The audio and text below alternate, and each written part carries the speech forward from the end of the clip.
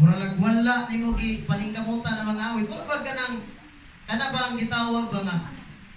Nagkanta ka nga kanang, sana ba, sa wordly ba? Love it, kanang gitawag nga music lover ba? Pag hili ka kag music, sa kalibutanan pa ka, pag mahimo kang Christian, ang imuhang attitude nimo, music lover ka na diha kay Lord. Palakpakan mo si Lord. Karon, kay sa una sa kalibutanan pa ka, di man ka music lover, pero kay karon kinahanglan na maging nimo, kay kung wala si worship leader, ikaw assistant ni worship leader, automatic na ikaw mutindog sa pulpito aron pag-worship diha niya. Kinahanglan imo ginatun-an. Amen.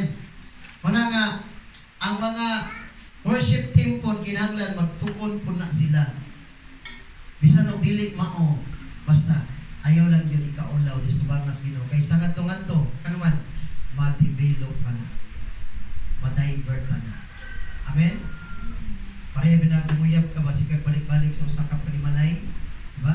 Kadugayan, sige sa balik-balik, mahulog naman ang iyang kasing-kasing sa mga. Tinuon na, dili. Labi na ka nang nakakras ka siya ha. Kung nakakras mo siya, kasi magbalik-balik sa balay ni, natatagap mo kasi. Sana uwil,